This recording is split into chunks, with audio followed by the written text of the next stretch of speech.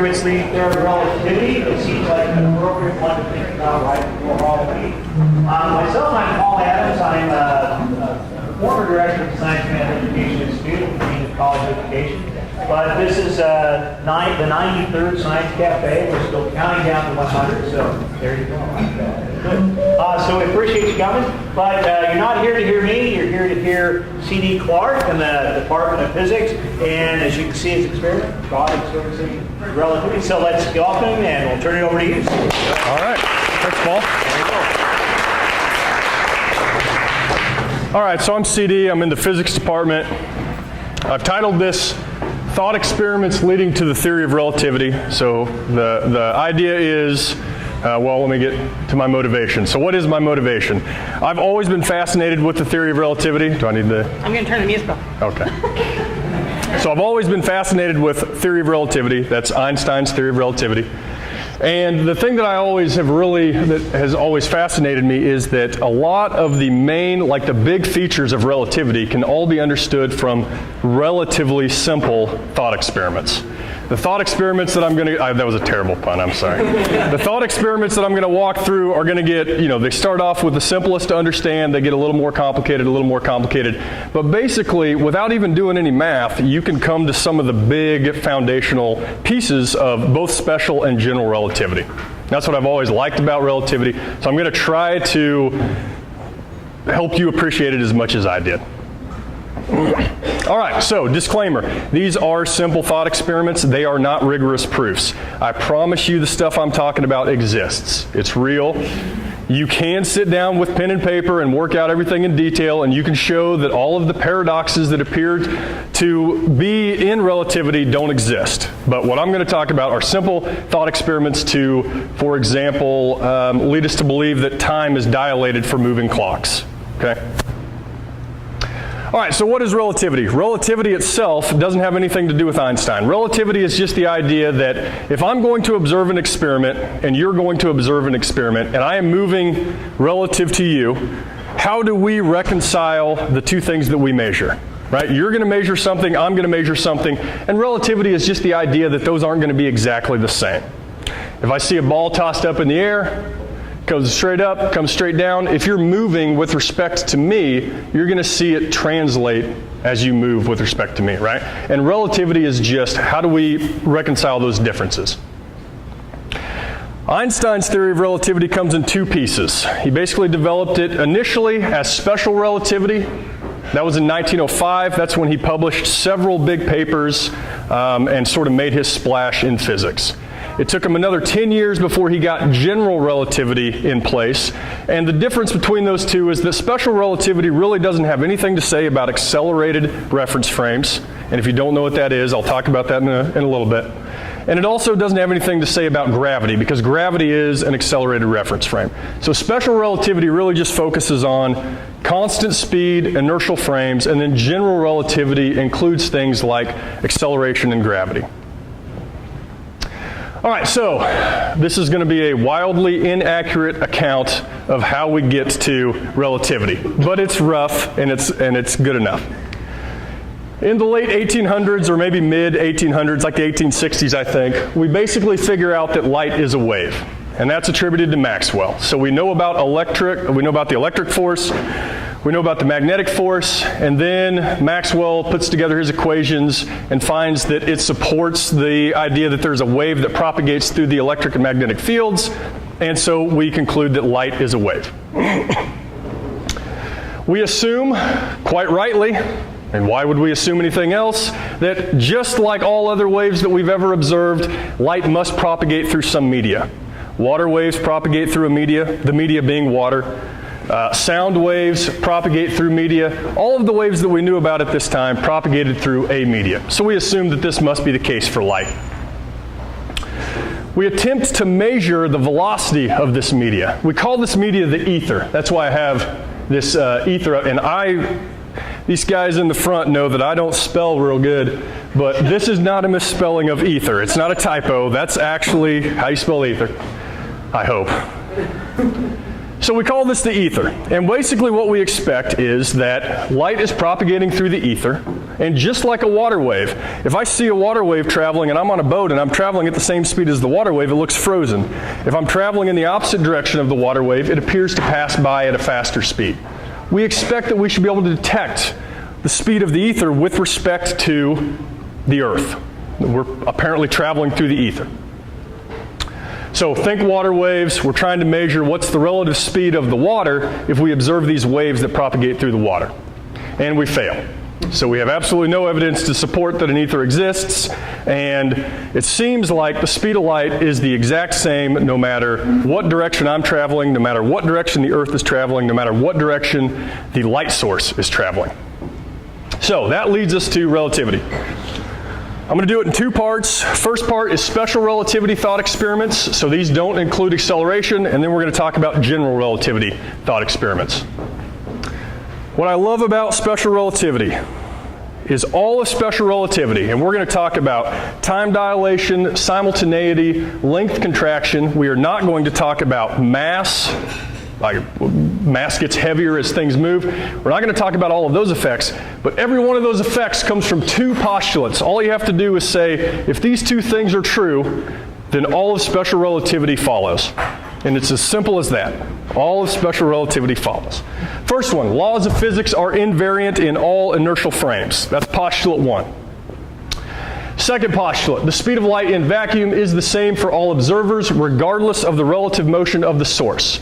That means if I have a light source, maybe this light on the wall, I travel towards that light source, the light appears to be traveling towards me at a constant speed, the speed of light. Somebody that's moving away from that light source measures the exact same thing. We don't measure different speeds. That's the thing that is the key piece to special relativity, is the constant speed of light. All right, what do we mean by laws of physics are invariant? Because this one always tripped me up. So laws of physics being invariant does not mean that all observers see the same thing.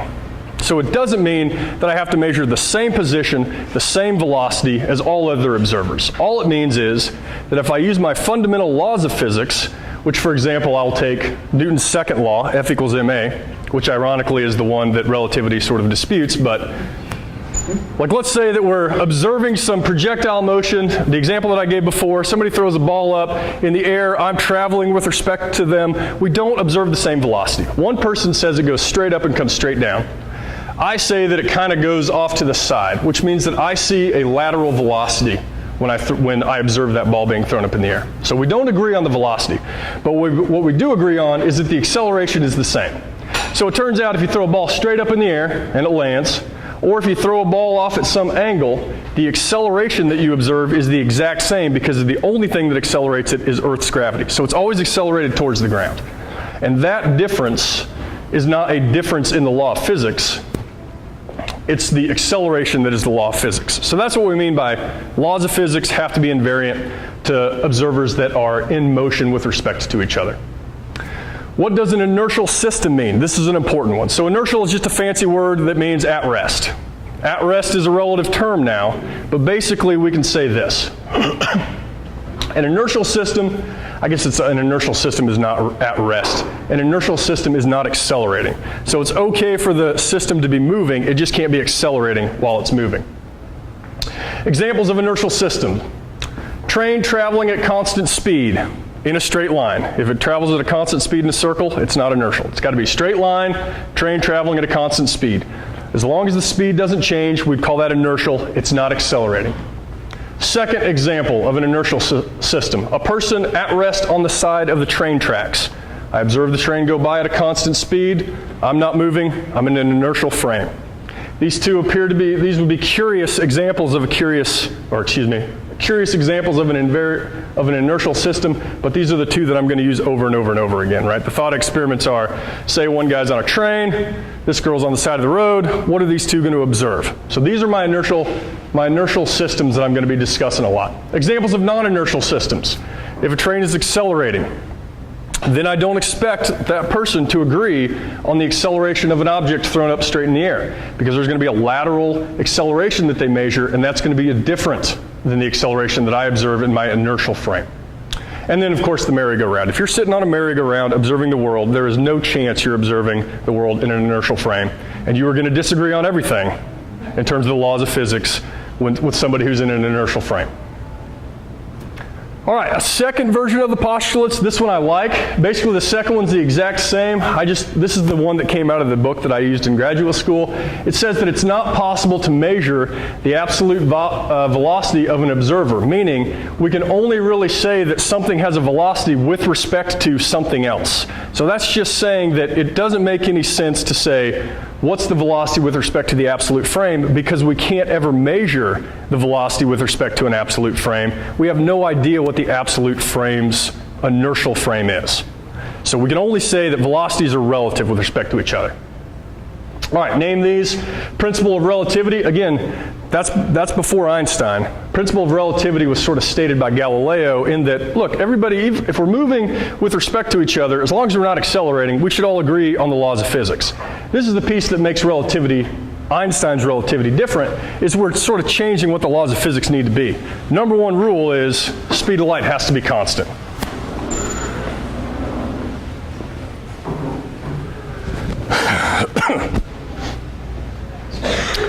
All right, one term that I'm going to use throughout the talk will be rest frame, so I want to define what a rest frame is.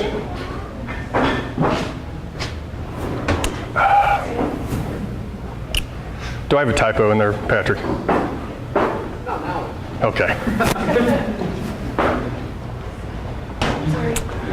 No problem. Rest frame is, the rest frame of an object is the inertial frame that moves with the object.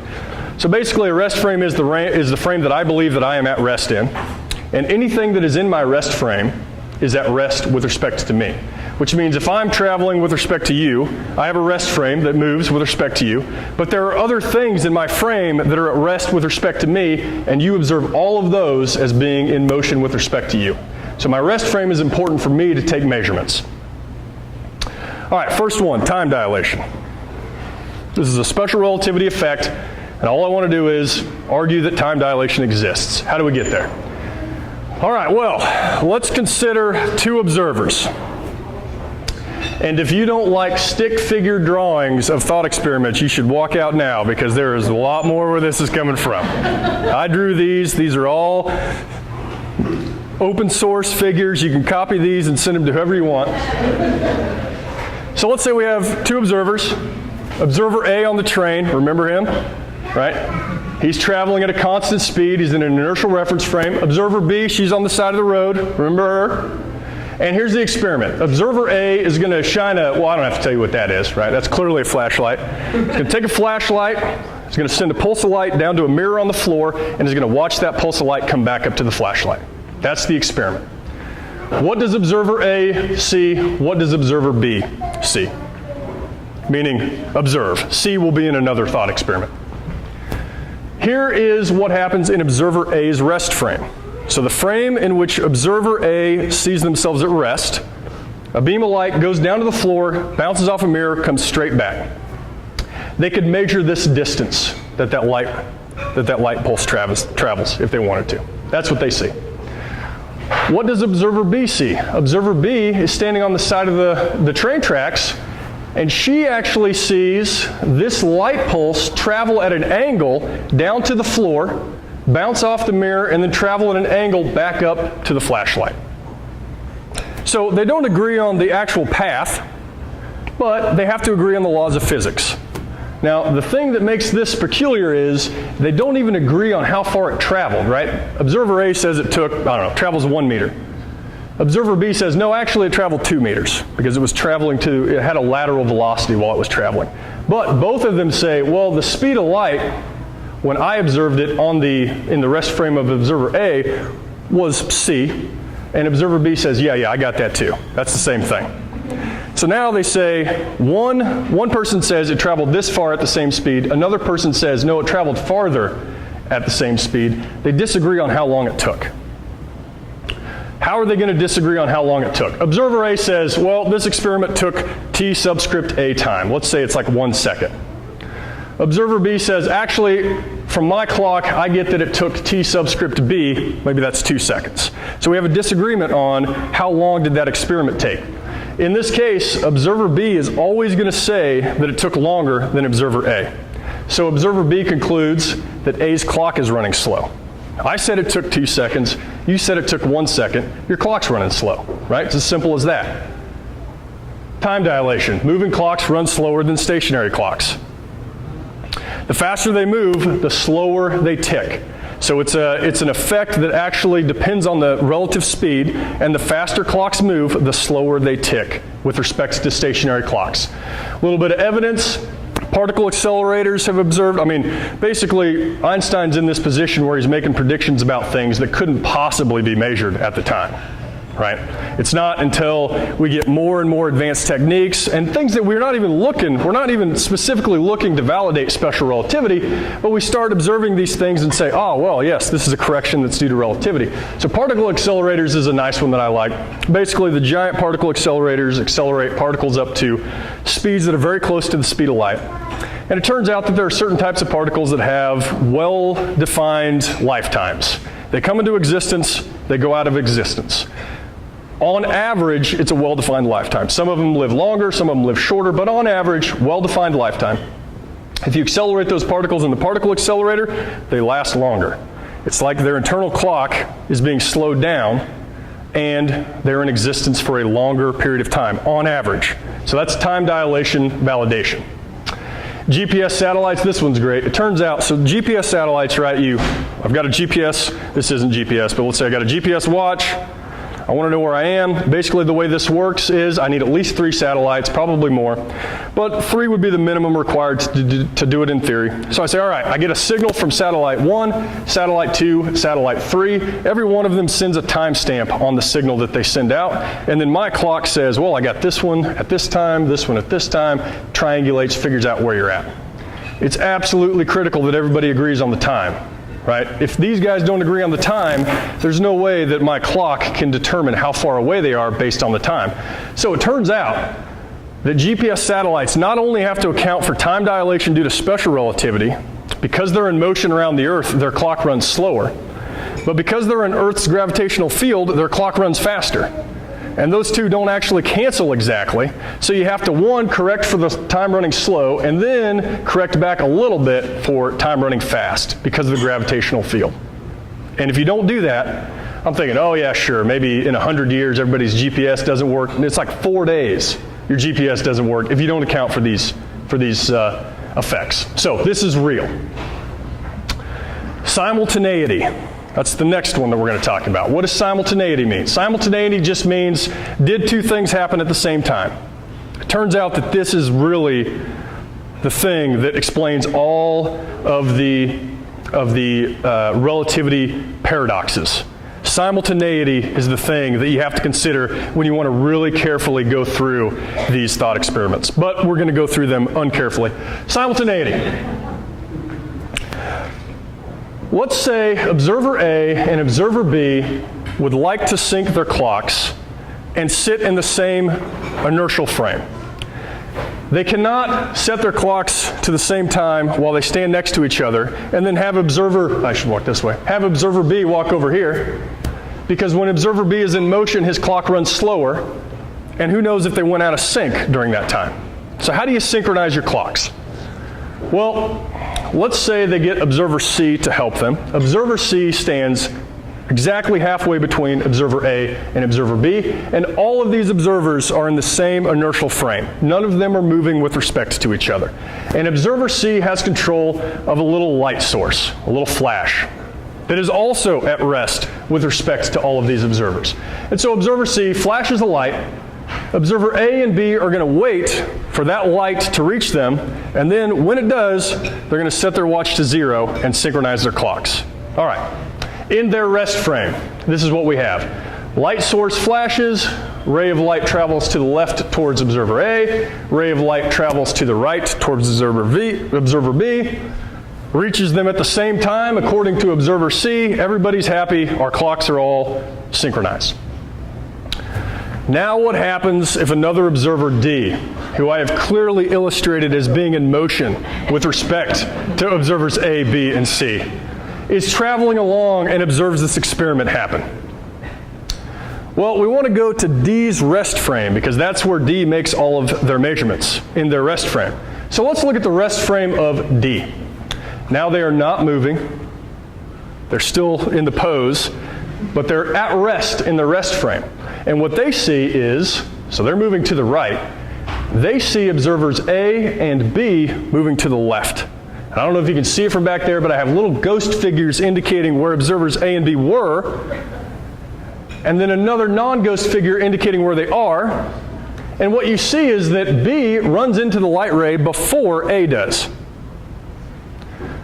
Observer C swears that A and B get the light ray at the same time. Swears those are simultaneous events. Observer D says, no. Light ray reaches B first, then light ray reaches A, and their clocks aren't in sync. Observer B's clock is ahead. So that's simultaneity. Two events that one observer says happened at the same time, observer in motion says they did not happen at the same time. So observer C says these things happened at the same time. Observer D says no, actually event B happened before event A. And what that gives us is observers in motion disagree about simultaneity of events. And like I said, this is really the thing, like time dilation and length contraction are all explained with simultaneity. If a stationary observer sees two events as simultaneous, a moving observer will see the event that they move towards as happening first. If these lights flicker, you are at rest with respect to the lights. If I am in motion towards this light, I will see that one flicker first if you see them flickering at the same time. And not only that, it's exaggerated the farther away it gets. If they're very close, we disagree a little bit. The farther away they get, the more we disagree. So simultaneity is something that observers don't agree on, and it's a consequence of the two postulates of special relativity. Next one, length contraction. So I did simultaneity first because it's actually necessary to explain length contraction. Again, observer B is in motion with respect to observer A. But here's the experiment. Observer A has a meter stick in their rest frame. They want to measure the length of that meter stick in their rest frame, and they want to compare that measurement to the measurement that observer B takes.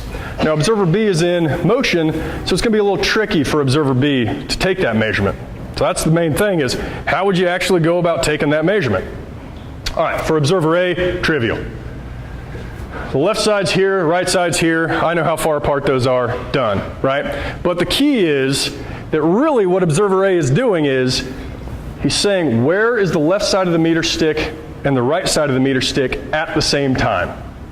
If I put a clock over here and a clock over here, when those clocks are at the same time, and here I've drawn something between 0 and 3, where is the meter stick, right? They measure the meter stick's length that way. That's important because really what we're talking about is where is the left and right side of the meter stick at a given time, which means are these two events simultaneous? The left side was here, the right side was here at this time. That's simultaneity. Let's see what observer B would observe. So to observer B, the meter stick is moving to the left, right? Because observer B is moving to the right. So in observer B's rest frame, which is where they make all measurements, the meter stick is moving to the left. And if they look at the clocks that observer A has set up to make this measurement, observer A has one over here, one over here. I guess that would be the 2 on the clock, right? Yeah. Got the hand here pointing at the 2. They disagree on the simultaneity of those events. And since they're moving towards this event and away from this event, they say that, well, actually this one happened earlier. You said it happened when the second hand was on the 2, but it actually happened when the second hand was straight up.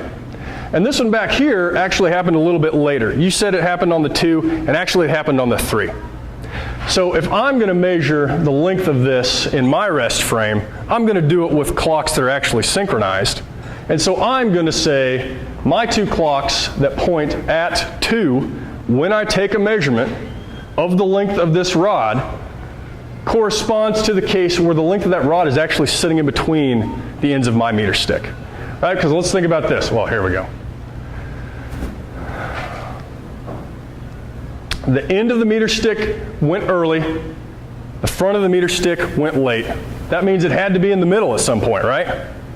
I saw the end first, and I saw the beginning later, so it's got to be in between. So I observe this to be shorter. So length contraction then is observer A says I've measured the length very carefully. Of course he did. It was at rest. It was easy. This is the length.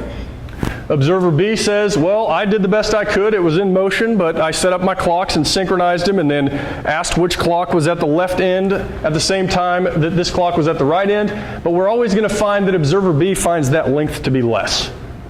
So it's length contracted. So observer B concludes that the rod is shorter than what observer B says it is, and then that is length contraction. Objects in motion appear shorter than when they are at rest. It only appears shorter in the direction that's traveling, right? So if I'm traveling in this direction, none of this is length contracted with respect to you guys. Only the stuff in the direction that I'm traveling is length contracted with respect to you guys. All right, so physics talk, I had to put some math in here, right? What are we doing? All right, so these are the formula for time dilation, length contraction, and you'll see this 1 over the square root of 1 minus v squared over c squared. This is the velocity that is the relative velocity between the two observers that are trying to reconcile their measurements. And so that is given as basically a ratio with respect to the speed of light. So 1 over that thing is called the Lorentz factor. And it's used so often that we basically immediately say, call it gamma, I'm tired of writing square root of, all this stuff, right? So it's gamma. That's the Lorentz factor. In time dilation, this T naught is the time that would be measured in a rest frame of something. And then T prime is the measurement that would be taken by somebody that's in motion with respect to that frame. Same thing here for length contraction. The thing that you see is that they go in opposite directions. One gets longer, one gets shorter. Got a bunch of numbers up here. Takeaway from this is at speeds that are even faster than we would be willing to travel, I mean some of us are willing to travel, Mach 1, Mach 2, 87,000 miles per hour. I put this one up here because that's the speed of the GPS satellites. So they have to worry about this, but even for them, the Lorentz factor is out here in the 10th decimal place. This means for every second that ticks at rest, 1.0000084 seconds tick at not rest. And the length contraction is the opposite. This is basically the explanation for why do we not see any of this in everyday life. You have to be traveling so fast to observe these effects that we can basically ignore them. Jack Maceberg in the physics department had a really, I thought, interesting thought, which is that, geez, the only reason we can't observe this is because the speed of light isn't slower. It's like if the speed of light was 10 meters per second, we'd be seeing this all over the place, right? You'd be length contraction and time dilating everything. All right. Any questions so far? Am I going too fast? Okay. Relatively fast. Thanks, Grady. Weren't you the one that asked me about curveball force on tornadoes last time? Yeah. All right, so those are all special relativity, which means all of that's laid out in 1905 before Einstein finishes general relativity. Now let's do a couple of general relativity thought experiments. First, let me just say that general relativity is really hard. It is like one of the hardest theories. So this is not full-blown GR. But what's amazing is we can get gravitational lensing without doing full-blown GR. And let's see how we get there. First thing, equivalence principle. I'm reading this book right now that's really interesting. It's called Einstein's Biggest Mistakes. And it's basically an entire book full of things that Einstein got wrong. Because Einstein has been accused of being a very poor mathematician amongst the world's greatest mathematicians. I mean, it's like we say some guy hitting 200 in the major leagues is a really bad hitter. If we ever played with him, it would be the best hitter we ever saw in our life, right? I mean, yes, amongst the most famous mathematicians of all time, Einstein was a poor mathematician. So he was really hung up on this equivalence principle. His main thing was just reason your way through this. He knows this has to be explainable because this has to be the way that it is. And one of the things that he used to guide that for general relativity was the equivalence principle. And the equivalence principle is this. If I put a person in a box with no windows, Maybe we give them a light, right? You put a person in a box completely isolated from the exterior.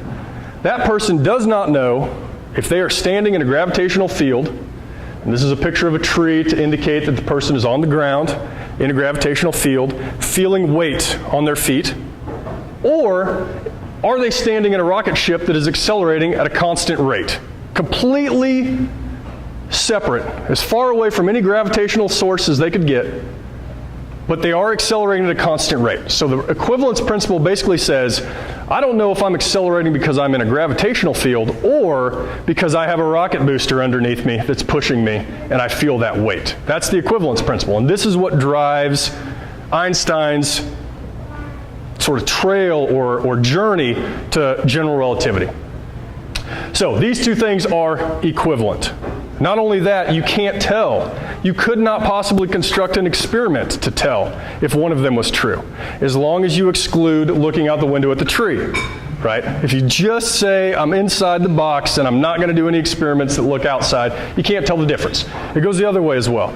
This is a person that is not feeling the effects of gravity or acceleration. They're still in the box, but they're sort of floating around in the box. They don't know if they are free falling towards the ground, because if you are free falling in a box that is also free falling, you feel weightless and you don't feel a gravitational pull on the floor or a push on the floor, right? You can't tell if you're free falling or if you just happen to be in a rocket ship that is very far away from all gravitational sources. Now, if I was put in a black box and then asked if I was free falling or in a spaceship very far away from all gravitational sources, likely I am in a box under free fall.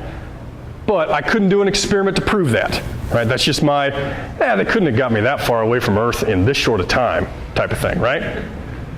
So these two are equivalent. That is the equivalence principle. So let's take the equivalence principle and see where we get. The effect of gravity is exactly the same as an acceleration. The two things will cause the same physical effect. So let's get to gravitational lensing. That's a big one.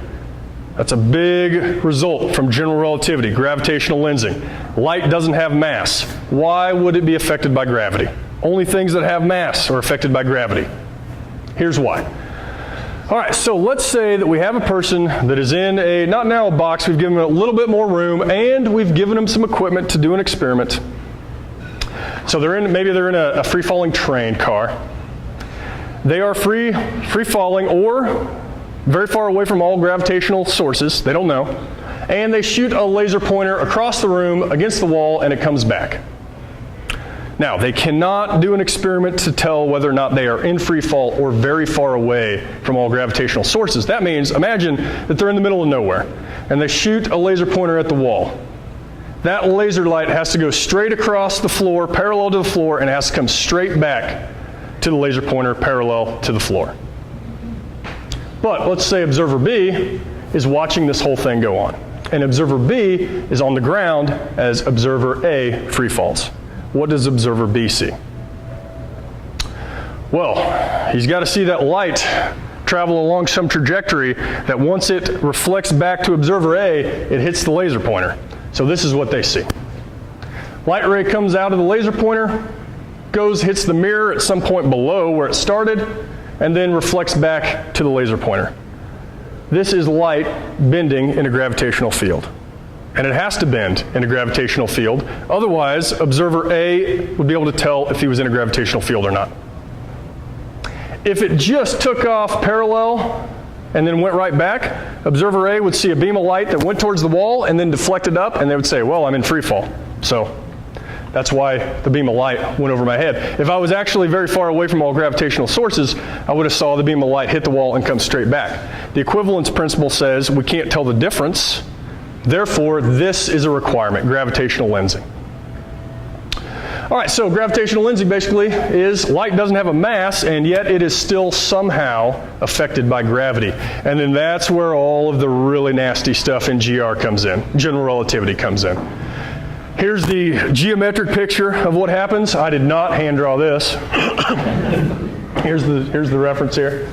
And this is one of the first measurements that was taken to give credence or as a verification of Einstein's theory of relativity. But basically the idea is that the sun is a giant mass, it's a source of gravity, and the way gravity works is it's actually a warping in the space-time fabric, and light that comes from a star behind the sun is going to bend as it goes around the sun. And when you observe that light on Earth, it appears to come from a different position than it actually came from. So during a solar eclipse, for example, when we get the sun out of the way and we can actually take pictures of stars that are behind the sun and we know where they are because we've been observing them for a long time, you can see a shift in where they appear to be located versus where you know they actually are located when the sun's not there. So that's gravitational lensing.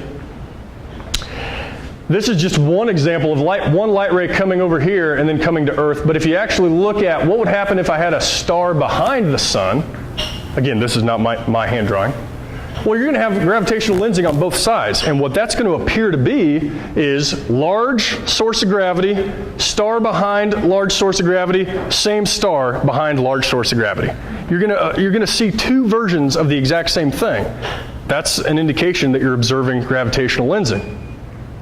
And this is called Einstein's cross.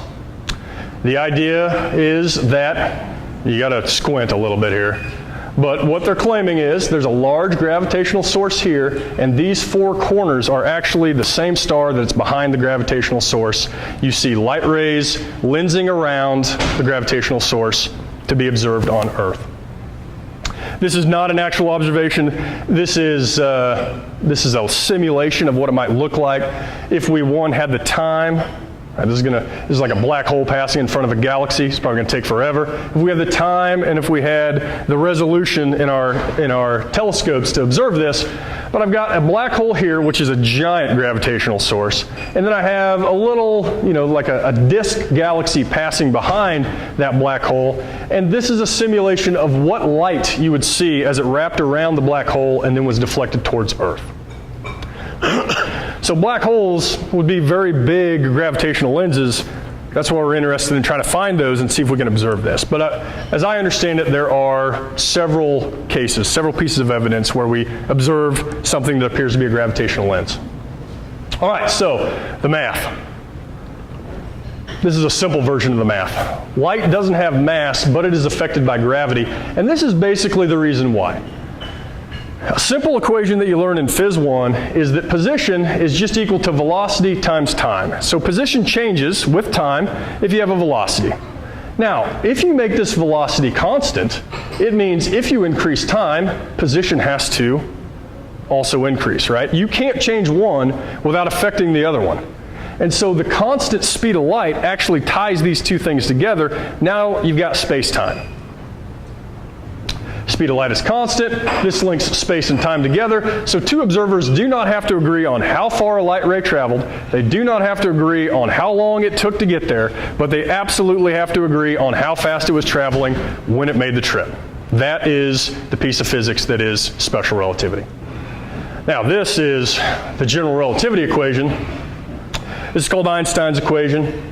I'm not going to pretend to know all of the terms in here, but basically these subscripts here, these are components of a tensor, and mu and nu can both take on four values, 0, 1, 2, and 3, which means this is actually a compact way of writing 16 separate differential equations that are all coupled together. The important thing here is, well, for me, that I'll point out, this thing right here is called the metric tensor, and that tells you how space-time is stretched. This is called the stress energy tensor. That tells you where your mass is at. So basically what it's telling us is, if I put a mass in space-time, it stretches it. And this is the differential equation that tells us how that works. So good luck solving it. All right, so my summary then. How am I doing on time? We're good?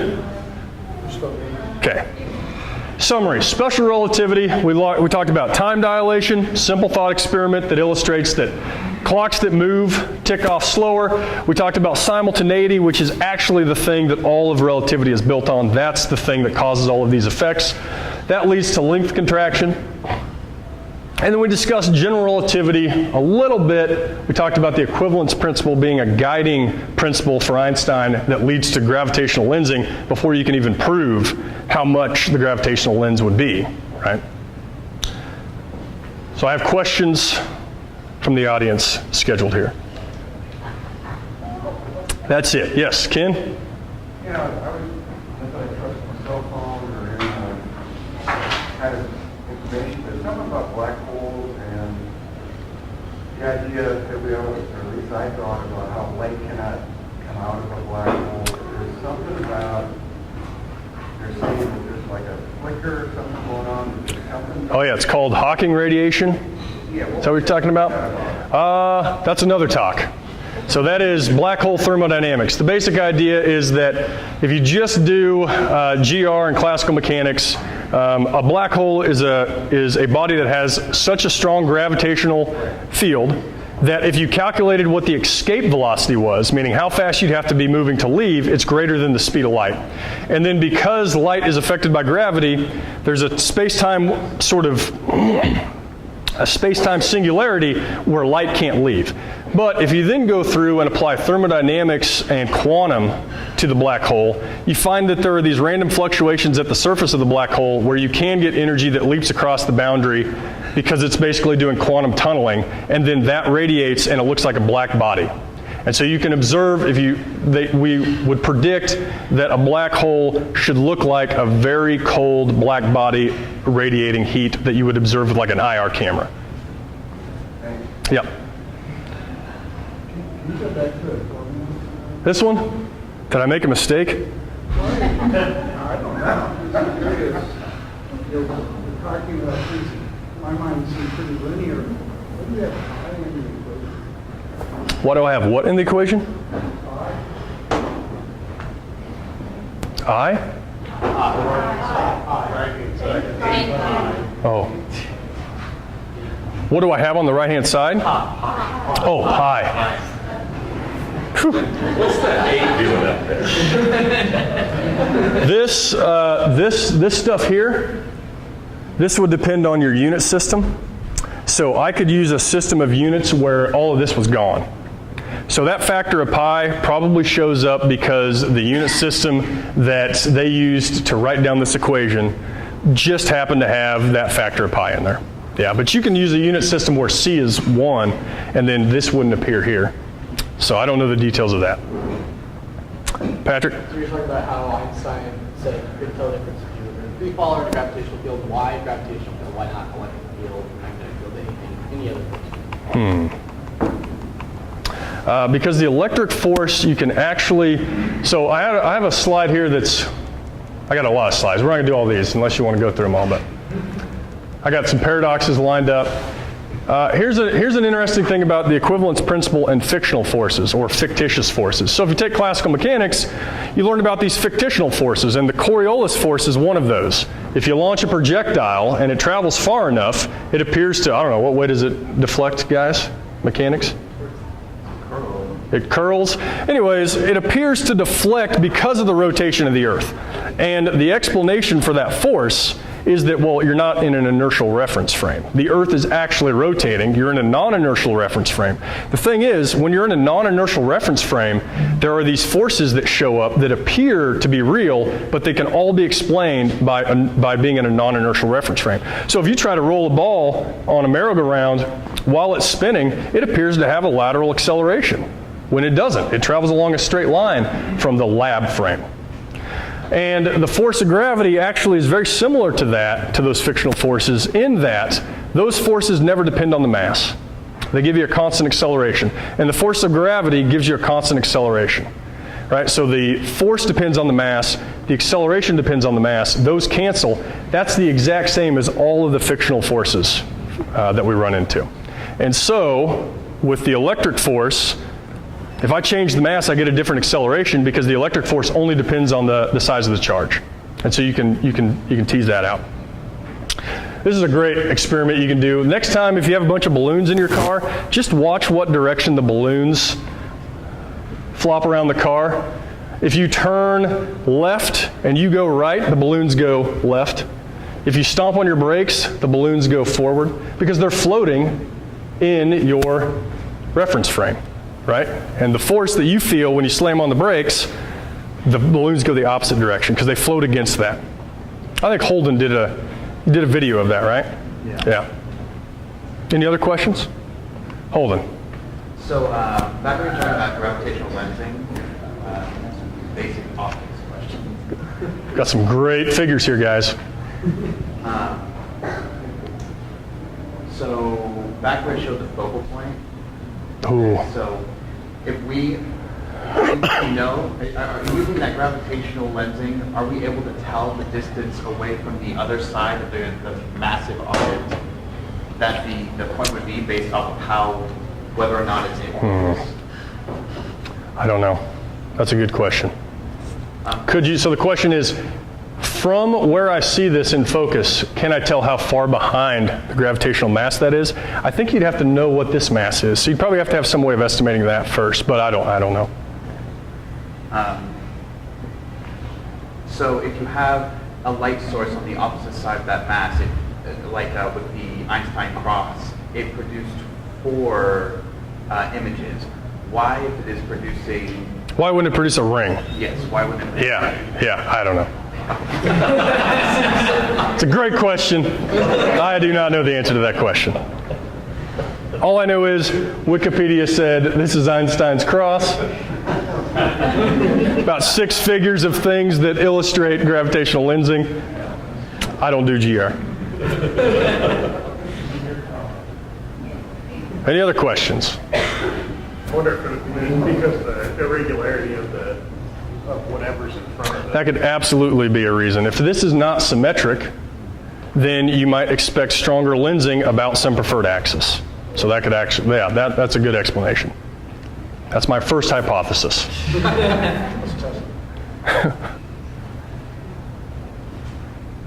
that it? All right. Thank you, guys.